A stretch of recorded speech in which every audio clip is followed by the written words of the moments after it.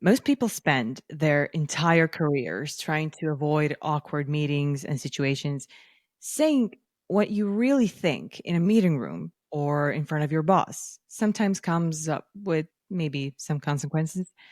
But what if it didn't? My today's guest will teach us the ropes on how to say what needs to be said before you burst. Welcome to the Noella Effect. Yasar Ahmad doesn't play corporate games. He works in HR, but we won't take that against him. He's more interested in honesty than hierarchy.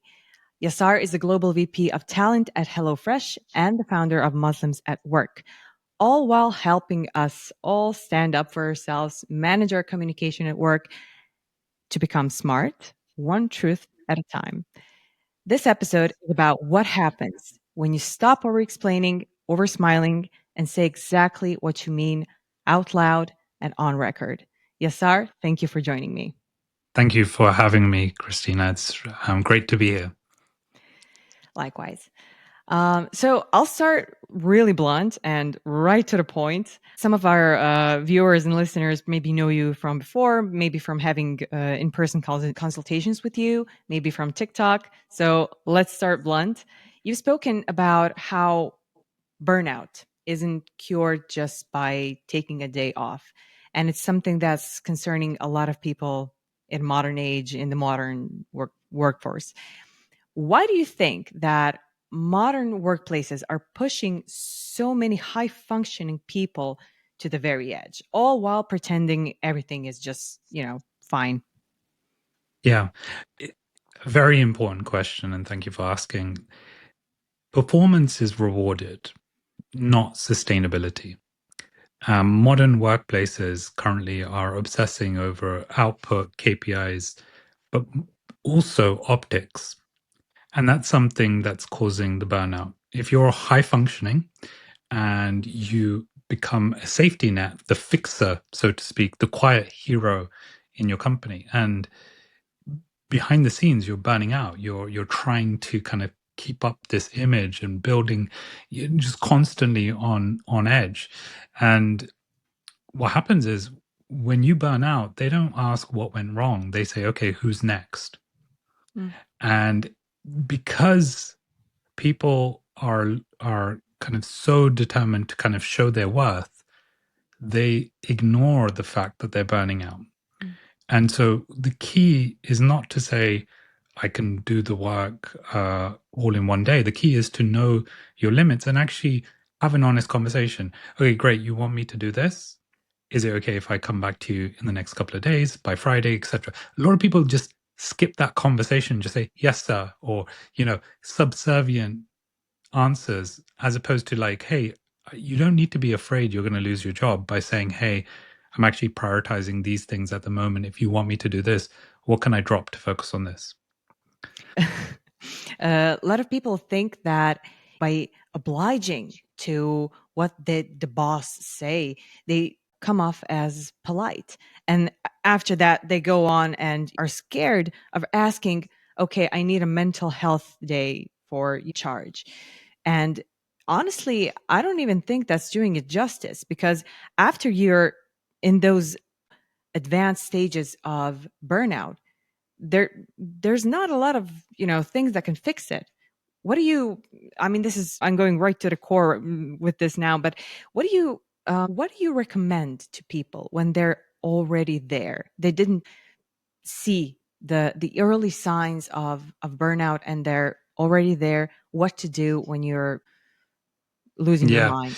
So I think with burnout, there's a couple of things. So I'll tell you what I do, because I face um, lots of situations where I have a lot of work going on and I need to prioritize. And I think the first thing you need to do is accept that you need to stack rank and prioritize your work. You can't do everything at once. It's impossible. So you need to, and this is a very practical tip I would give any person because I don't know their work. Start off with three things, three lists. The to-do list that has a deadline, the to-do list that doesn't have a deadline that you keep postponing, that idea or that task that you want to do and it's going to add value, but it just It's not the burning topic. And then the last one is the to not do list. And that's the one that you need to build out very quickly. And then you need to go through that one and quickly analyze how you can distribute that work, whether it's delegating it to someone in your team or whether it's a peer. You say, hey, I've taken on this extra work, and actually this piece here is better suited for you. Is it okay if you take this on so I can deliver on the rest of our projects? Or go through them with your manager. Hey, I need your help. Managers typically don't say no when you say, I need your help. They say, I'd like your advice on how to prioritize some of these ideas I've got and the work I'm doing at the moment. Most managers will say, okay, let's go through it quickly. And even if you've got a toxic boss who's just let's say you've got the worst boss in the world, they're narcissists, they're toxic, they expect you to know everything. Understanding that actually can work in your favor because you can say, hey, I really appreciate your feedback. I really appreciate your ideas. I'm wondering if I can pick your brain for 2 minutes really quickly, because I know you probably have the right answer.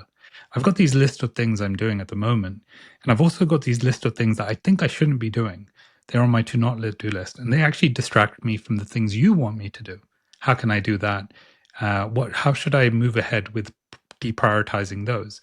And if in some instances, if you've taken on work that's broader or dependent on other things, or other people are depending on you, you kind of need your manager to step in and kind of delegate it to someone else. And therefore, I would say that's the first thing you should do if you're finding yourself burning out, because taking a break will help you for sure. Take a break, have a holiday, come back, work's still there. So instead of wearing burnout like a badge, you need to decouple it a bit and say, okay, why am I burning out?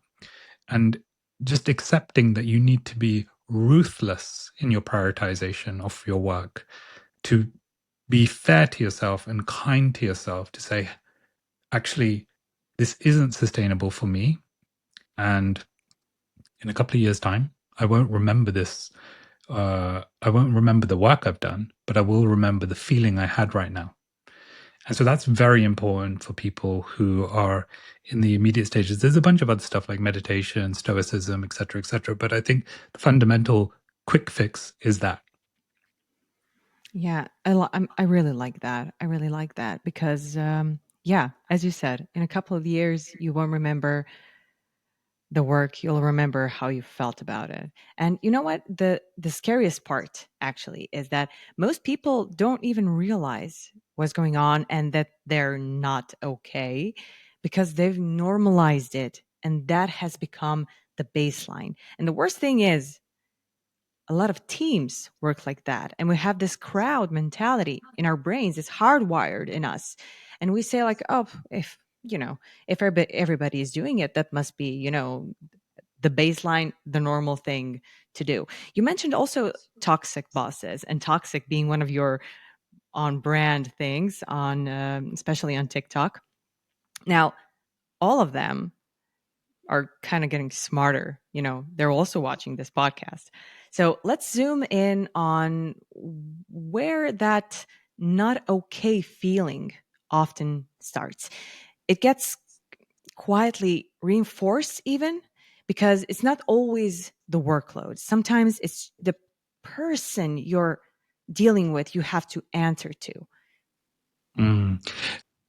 So let me add a small disclaimer. When I talk about toxic bosses, I can be a toxic boss. Anybody can be a toxic colleague. A toxic colleague is someone who is ignorant to the ways that they work. They are not realizing that they're amplifying a burnout culture. For example, I can be very motivating. I say, I've got your back, Christina. We're going to get through this together. And I smile at you and I say, it's just passionate feedback. Or we just got really high standards. Or I think this will challenge you to grow. Now, those three statements in themselves feel justified. Oh, this person's actually helping me. And so you then negate the toxicity because you're like, oh, well, actually, they're trying to help me. And so toxicity isn't necessarily, I don't want it to be just a negative connotation all the time. I want it to be an understanding of a place that you're in. And so it's more of a situation as opposed to a trait per se. And that's me overcomplicating it, obviously. And so what happens with true toxic bosses is they tend to think that they're helping. They think that they're performing empathy, but they also tend to punish dissent. So for you as an individual who is listening to this podcast and wondering, oh, but I've got this charming, toxic boss who everybody loves and has a way with words, and I just struggle to say no to them. Well, the first thing you need to do is, as I said, you can go through the to-do list. But then the second is to protect your peace. You should always document everything. And I find that I say this pretty much in every single video I've done on TikTok. Say document everything, document everything, document everything. And this is for your own peace. It's essentially not documenting, it's journaling. And if you look at it and reframe it like that, it can become incredibly healthy because you can learn from your past, you can learn from what you've done, you can remind yourself and reframe your work to say, actually, I'm doing a great job. I can look at all the work I've done. And great for your appraisal at the end of the year. Great for challenging when someone says, well, you didn't do this. And well, actually, I've got receipts. So that's the second. The third is build relationships outside your direct line. People forget that there are people outside of your manager who want you to be successful. So if there's peers of your manager, or there's skip managers, or there's other people in the business, go have a coffee with them. Hey, I really was inspired by your town hall conversation. I just wanted to pick your brain. Or I really wanted to understand how you got to where you are in your career. Would you mind me buying you a coffee? And if you don't know what to ask, it's very simple. You just ask, what's going well? What's not going well?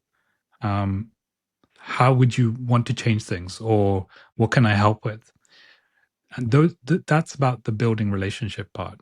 The third, and I will stop after this, is setting emotional boundaries, even when you can't set structural ones. So, and yes, sometimes it's not just the boss, it can be the system that contributes to this kind of toxicity. So, the environment. Sometimes I've been in environments where people get promoted based on the feedback they get from stakeholders, not their work. So, if you have a great network in the business, suddenly you're getting promoted, but in reality, your work is not being assessed. So accept that you need to focus on the now. And if you live in the now, you can then focus and accept that I may not know everything that's going to happen in the future, but I trust myself to make the right decisions. And if you don't trust yourself, that's when a lot of work has to happen with you in terms of pretty much what I've been putting online, really. And that's why I started my Instagram and TikTok, because I want to educate people on self-defense at work. And I think a lot of people forget that they can say no in a very politically correct way without coming across hostile. Yeah, people and authors have written numerous books on the very simple matter of saying no, establishing your boundaries and communicating them. And even for people that know how to do it, they, have a problem with the tone or with their body language even. And yeah, I also agree on the matter that with bosses, even colleagues, it's not exclusive to bosses and managers, that sometimes even a compliment can be disguised as, in this charm and competence. So we'll get to that later. But in the meantime, you certainly spend a lot of time in meetings, I'm sure. I mean, you give personalized and one-on-one consultations and everything. You've led global teams. And why are so many modern work days and workplaces filled with so much noise, but not progress? I mean, what do we need to unlearn about meetings as they are, especially in hybrid settings? We'll get to that also later. So if any of my team members are listening to this, they'll probably be laughing because I preach something called the 4-hour break. And the 4 hour break is every day I have 4 hours free. And since in the last 7, 8 years, I've been every single day I have 4 hours free, irrespective of how many meetings there are. I will block them out and I will push them to the next day and next day and next day and next day, because I need deep thinking time. I need strategy time. I need analysis time. So maybe that works for my work. It might not work for everybody else's. Maybe because I'm in a leadership role, I require that. Maybe I get away with it because I am a leader and no one really challenges me on this. But as I said, I've been doing it for many years and it's worked really well. The real problem is, and I, to some degree, I don't think it will finish. I don't think it will end. And I don't think any of my advice is actually providing a solution to this. In fact, I think some of my advice is encouraging it. But the real problem is meetings have become performance theater. They often exist to prove you're working, not to do the work. And you add hybrid into the mix, and suddenly silence is mistaken for disengagement. Oh, you weren't really engaged in that call. People fill the air in the room with words just to look like they're doing something. And we need to unlearn that meetings equal productivity, and productivity actually equals output. That visibility isn't 100% value, and that everyone needs to be in the room to be in the loop, which brings us to, like, are you in the right rooms at the right time? And I know a lot of my content is about showing up, being in meetings, being there, being visible. And I agree that is what you need to do to be successful. However, if you want to talk about the root cause is because we love performance theater. Do I think human beings will change in the next 20, 30 years? No. So my advice is probably toxic advice to some degree, but it is a reality. I'm just helping you learn how to play Monopoly at work, right? Learn how to participate in that theater, because Yeah. I absolutely agree. And it's a very poetic and nice way of putting it. Because at the end of the day, yes, I do believe that maybe, I don't know, 7 out of 10 meetings that, either if they happened, if they happen virtually or in person, 7 out of 10 are probably productive, and yes, things happen there. People discuss things, but the three, the three are sitting there and making a sound every now and then just to show, yes, I'm still here. And this brings us to the virtual presence. The what we're doing right now, and I've heard this wild expression, Zoom fatigue, and apparently it's a real thing. What's one thing managers get wrong about this virtual leadership? A lot of managers that work in a virtual environment think that virtual leadership is about screen time. And it's not. In fact, I don't necessarily, I'm not in front of my team 24/7. They find me in different channels, communicating to them with intention, with clarity, and with the right energy and timing. Sometimes with a bit of humor, humanity. So, for example, I will leave voice notes instead of Slack messages because I want people to understand my tone. I wanted to know, hey, so and so, just quick message. Did we get that report out? If not, no worries. We can do it by next Friday. But can you let me know the status on Monday so I can set expectations with the stakeholders? Or on Slack, if I've got a group on my Slack, let's say 100, 200 people, I'll just drop a message. Hey, everyone, just thinking it's hump day, it's Wednesday. How's everyone feeling? Drop an emoji. Would love to know what everybody's doing for the rest of the week, or what's one win that you're proud about this week, or what's what's one topic that's making you uncomfortable that we're not talking about and we need to talk about. The other is, virtual leaders don't need meetings. They can record meetings. They can record, quick recording these days, send it out on a Slack message or an email. That's more than an intentional. And actually what other leaders also forget is that your presence outside of work is also visible on LinkedIn.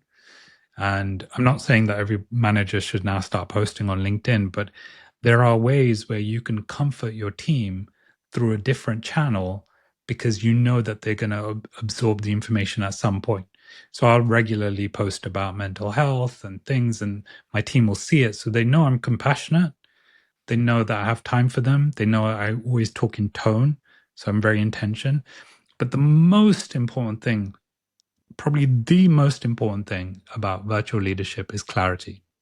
It is the superpower of every virtual leader to say, hey, um, I know what to do.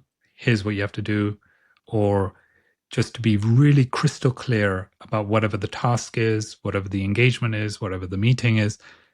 In virtual setups, we sometimes get distracted. So you need to be like a parent and constantly remind people this is what we're talking about so that they feel comfortable. I can't tell you how many times I've been on a call and just zoned out and forgot. And then someone's asked me a question and I've had to ask them to repeat the question and I've got no context because I wasn't paying attention. So just zoomed out. And so my trick was always to leave the captions on. So while I said, just give me a second to just recap, and then I quickly scroll through the captions, and I know the context. But I don't advise that, right? I do the So same thing. I'm guilty of that as well. I also yeah, do that. I mean, not in while recording podcasts. I'm really, with my mind, body, and soul, I'm here and I'm listening, absorbing every word. But what's a thing? It doesn't matter if it's a person in a teammate, a colleague, or a manager. What's a thing that you saw in real life that somebody did in this making the workplace more humane, so to speak, that you thought you stand back and look, okay, now this is great, but this is rare, like too rare. We need more of this.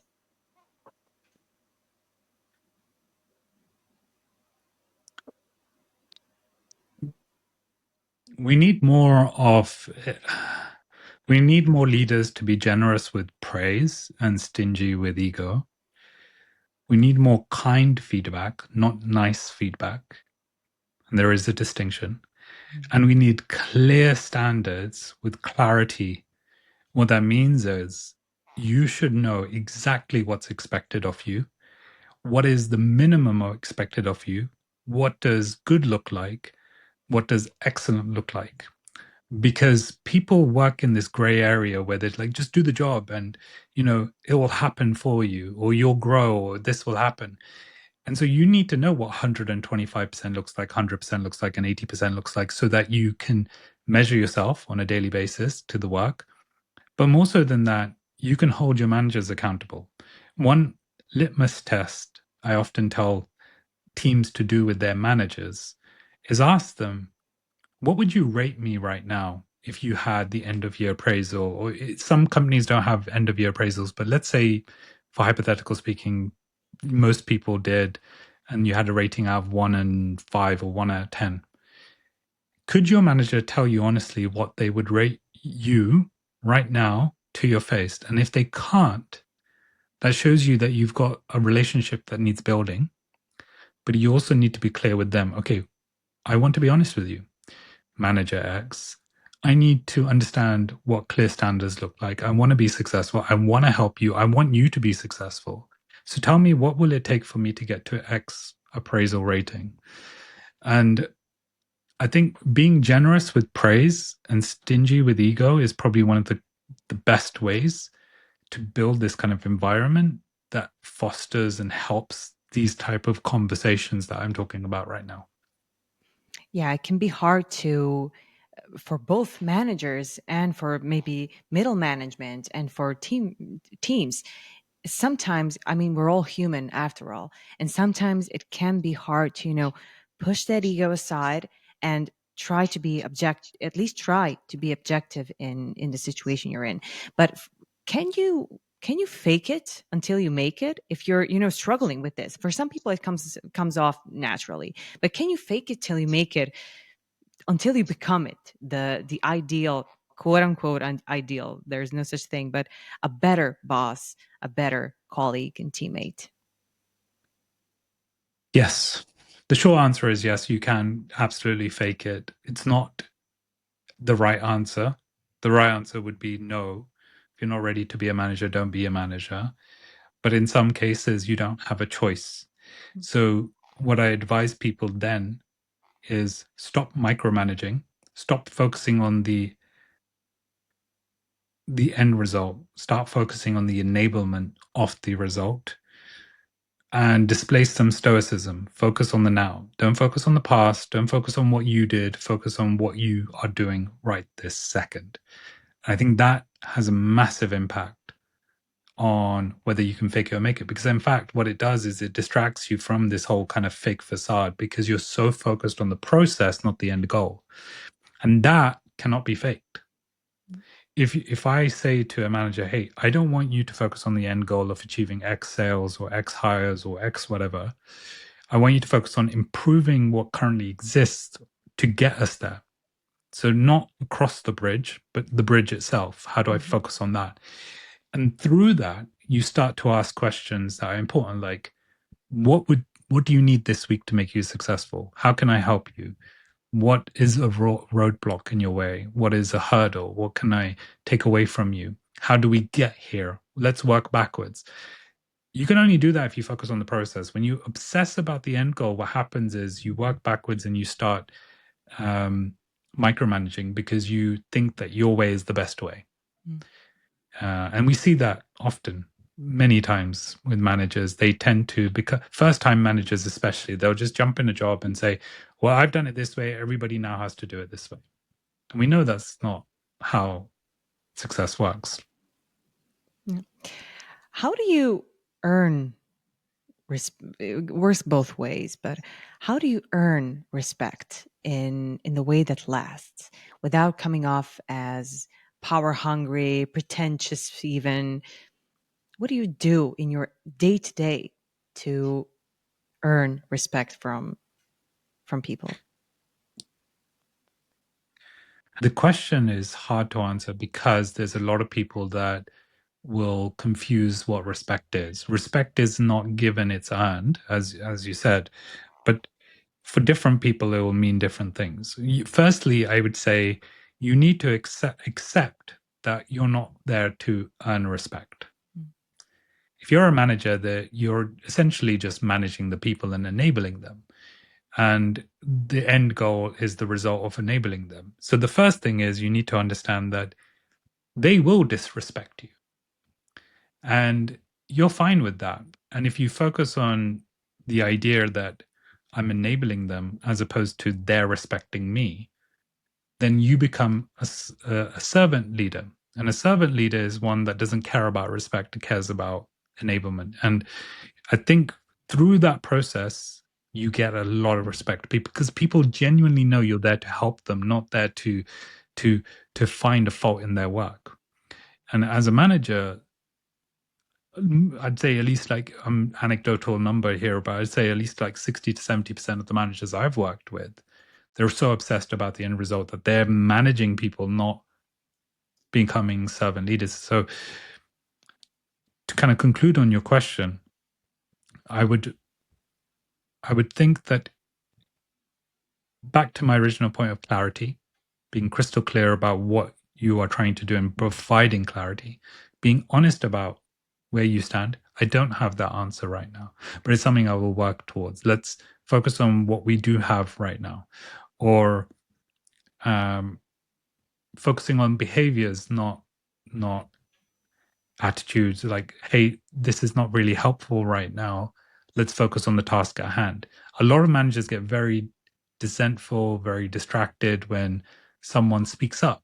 They think it's disobedience or that everybody needs to agree with you, but that's not good management. Good management is understanding that people are not going to agree with you, and actually that's feedback, real-time feedback. And so you need to accept that,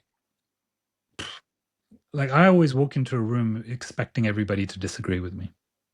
Makes my life so much easier because I'm like, all right, cool, stoic. I can't control anything. I can just control the way I deliver my message, and that's all I'm going to focus on.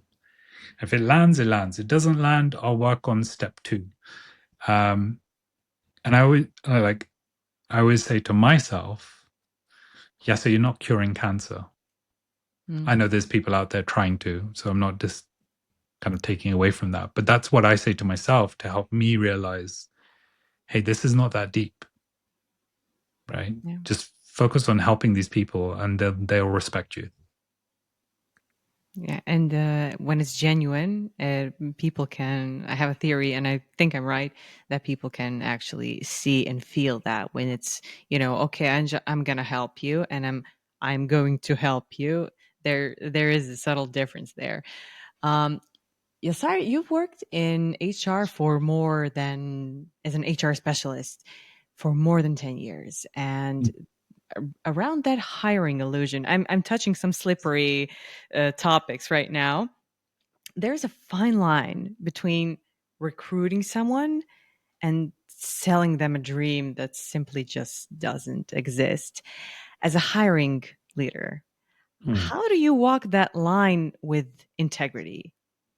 Because sometimes, for some people, unfortunately, the real truth about everything around the work they were hired to do comes after they've already been onboarded and they say like, oh, crap, what have I gotten myself into? How do you Yeah. walk that line when you're speaking to a candidate?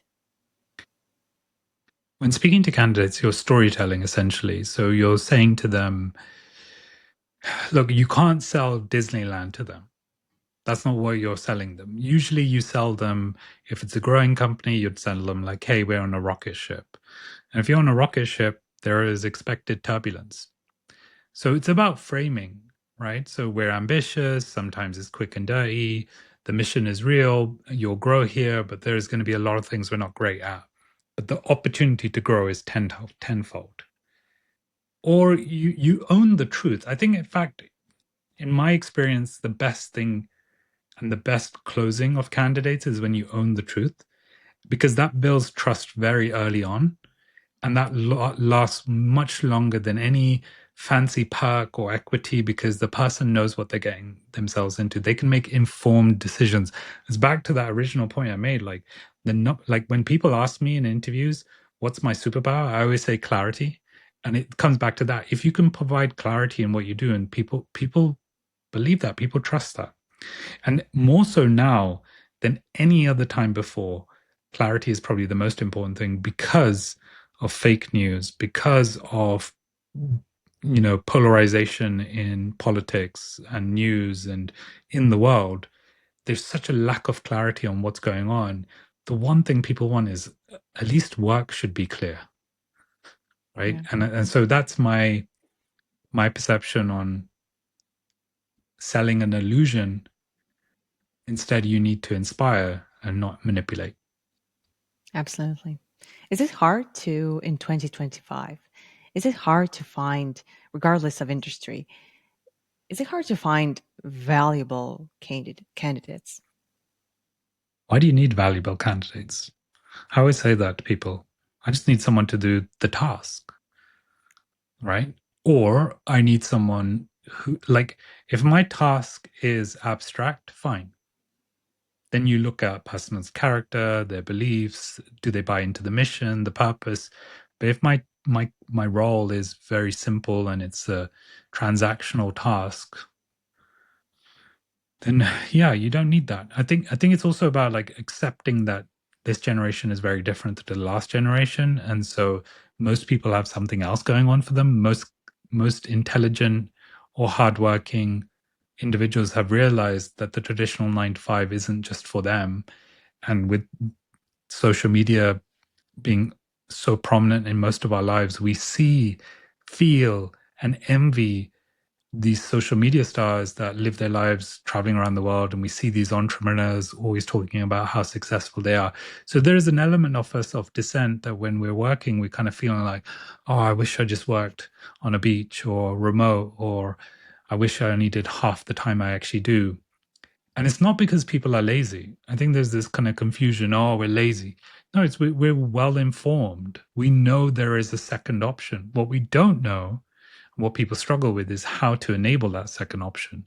And we're Mm, getting better at that. More and more people are realizing it doesn't actually, if you look at the data, there's tons of studies on this now that show that different generations from 45 to 55 to 65 are now exploring secondary and third employment opportunities, whereas in the past they wouldn't. And I'm not talking about Gen X, Gen Z, I'm talking about the older generations, even the ones that were traditionally kind of 9 to 5 in the office, are now saying, well, the younger generation can do it, I can do it. mm, And so I think accepting that you're not going to have this fairy tale hire and instead focus on the process of enablement, build a good mission and a good purpose. And if you don't have that, just be very honest and say, look, you're coming here to do the job, and this is what excellent looks like, this is what basic looks like, and you need to fit in the middle. I think people respect that. yeah, it's really well said. Really well said. There is no dream job. Some people don't dream of labor. But yeah, I think that, when somebody says, "Oh, there's so much bad things going on in the world, but there's also a lot of great things happening in the world."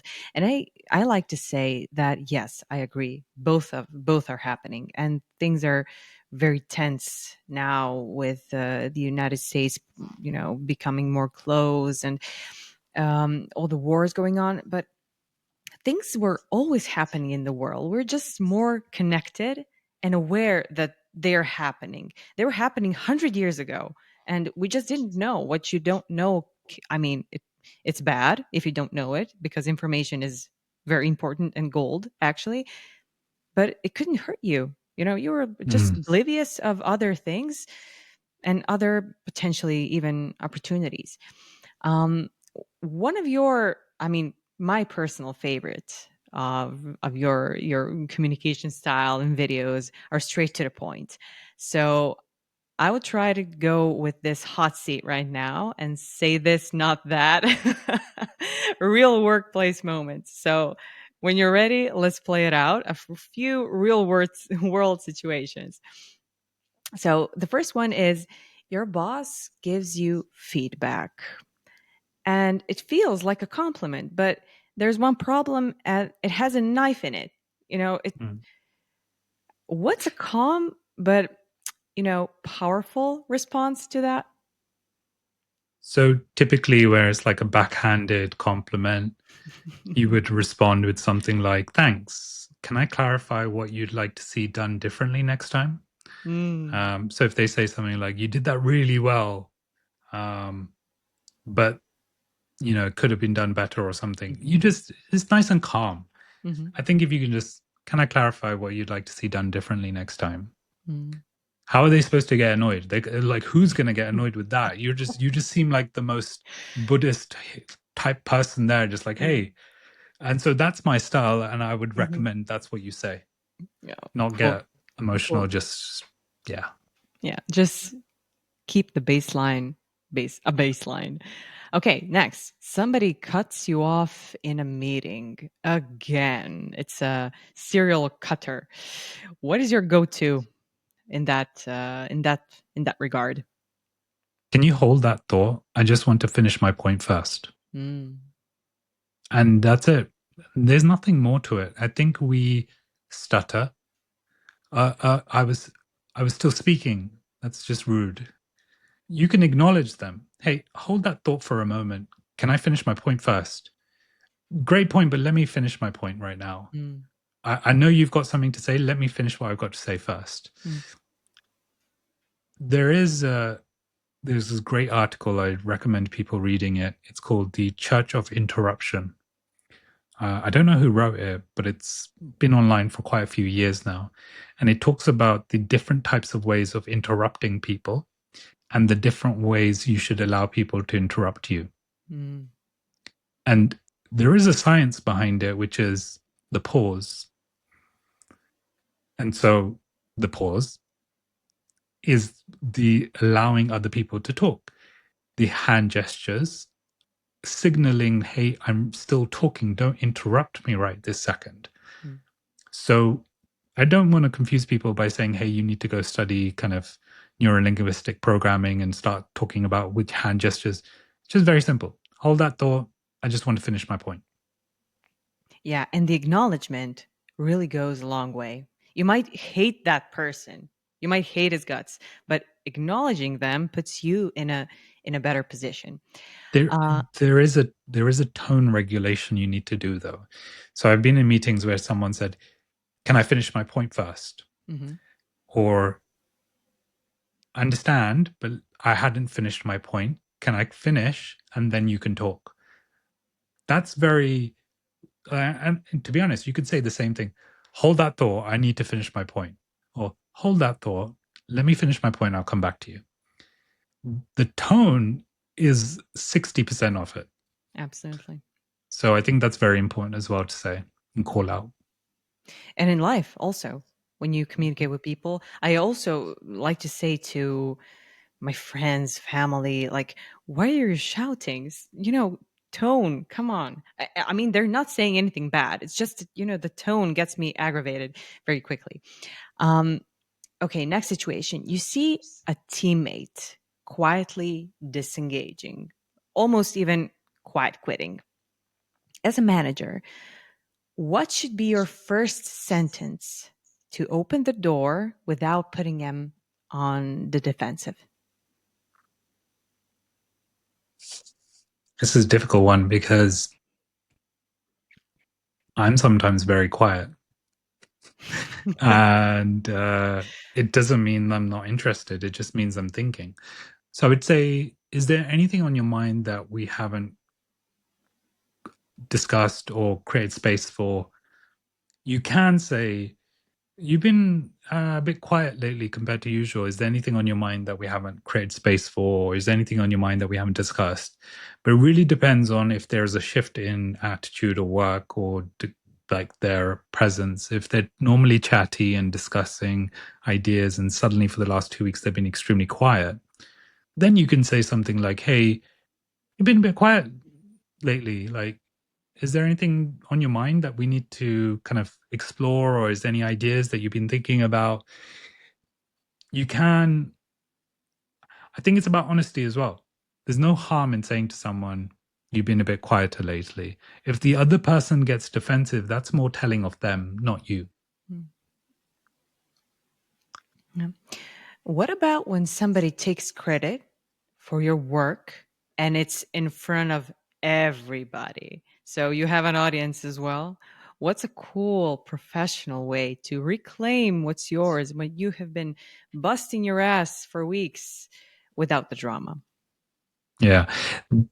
So there's two situations that happen. One where someone's continuously talking and you have this urge that you need to interrupt, or once they finish the sentence, you jump in. So we'll go with the finish your sentence and jump in first, because sometimes they're just steamrolling 5-minute conversation. They're talking to themselves out loud and it's difficult to interrupt without coming across rude. So the first is, if they've taken credit for your work, you could say something like, I'm really glad that resonated. It was a tricky problem to solve, but I enjoyed working through it. Now, Mhm. that's very assumptive that everybody will assume that it was actually your work. There are other options. So I'm really glad that resonated. It was something I talked about a couple of weeks ago, and I've been working on as well. I'd like to add some further thoughts or further points. Or you can say, that's a great point so and so made. When I was working on this, these are the problems I faced, and these are the challenges, and these are the solutions. And now we are here today. Or you can say, +1 on that. I really enjoyed working on it. So Mhm. there's multiple ways, but it's not about getting angry. It's about, actually, he forgot to, or she forgot to mention me. That's fine. Mhm. I've been in meetings where people take credit for my work all the time, right? And I don't even flinch. I just, by the way, that was a really good point he made. I completely forgot to mention it when we were working on this, in particular, when I was kind of building out the project plan. Those were some really tricky times, and so is right. Like, it took me a long time to work on this and kind of deliver on it. And thank you for mentioning it. Totally Really. different, right? Than Yeah. freaking out. They've taken my work. Now everybody's going to think I did nothing. You don't need to do that. Mm. Yeah, I mean, taking space, especially in front of others, um, taking space in that calm way can sometimes be really hard, especially for people that are not like that. There are people that are just like that naturally, okay, I'm chill, I'm cool. But a lot of people are, I'm in that category also. I need to, take a breath and, okay, realign, you know, this is just, and I explain that to myself in my head before I answer. But what are some potentially practical breath work, some tips for people that go all angry inside their head, and now they need to answer? Their voice is shaky, their hands are also shaky, they're ready to even punch, maybe, if you get aggravated enough. Because I've seen a lot of situations, not personally, in I wasn't never aggravated that much to want to hit somebody, but I've seen people going out of their minds, and I can see them losing it. And after that, what happens is they just pause and don't say anything. So how to Mm. calm our nervous system in those situations? So when the inner child freaks out Mm, and is getting really angry, you need to tell it to calm down. But sometimes you need to just accept it's not that deep. You're not the main character in this person's life. They probably didn't even think about you when they said it out loud. And if they've got verbal diarrhea, that's not on you, that's on them. You just got to correct the room by saying your piece. It doesn't, if you put so much value on what other people say, it's like you'll be obsessed with other people's opinions all the time. mm, So I actually say, you need to do a couple of grounding exercises when this happen. I'm gonna. I enjoy difficult things. I enjoy hard things. This is one of those hard things, and I'm gonna embrace it, and I'm gonna get excited about it, and I'm gonna turn this situation around, and I'm gonna persuade everybody that this is it, and I'm gonna use one of my techniques to change the temperature in the room. And so what I tell myself is focus on the now, yes. And the now is right this second, not 15 seconds ago. mm. Don't even Yeah. listen to what was said. Just focus on the now. And often I'll walk into a room with a glass of water. So I'll always drink some water. It's hard to be angry when you're drinking water. So if you're in the middle of taking a gulp, you can't really get angry. So I always find like distracting your mind is very. I'm talking to you right now, and if I get nervous, I start fidgeting. Right, I'm playing with my glasses case, and so I find like distracting yourself is a good way to calm yourself, and that should help you. Mm. Practice also meditation. Be calm, and it's not that deep. What grounds you personally? I mean, other than the water. I have suffered from anxiety for many years, um, to the point I couldn't sleep. I'd lose my appetite. I'd just spiral, catastrophize one thing to another thing to the point where just extreme ideas that I never thought about would come into my mind. My cortisol levels was so high that it was just, I was on edge, constant wake up, and I'd have to walk for 3 hours just to calm myself down, take SSRIs and, calm myself down. And none of it really helped. It was just kind of covering Mm, the symptoms. And it was only when I read this book called How to Be a Stoic, um, and I understood the idea of a finite life, and that life is so finite that you can be upset about things or you can let them go and continue.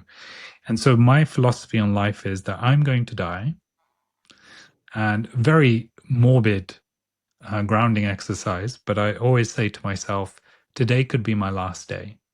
And if I'm going to be remembered for anything, it's going to be remembered for being calm and just happy with life.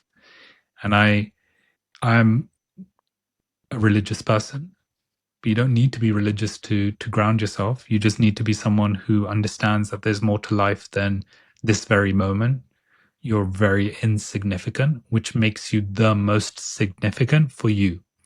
If you're so insignificant for the world, guess what? That means you're super significant for yourself, because if there's anybody who needs to take yourself seriously, it's you. You need to look after yourself. So that's what grounds me, knowing that life is finite and that I will get multiple opportunities.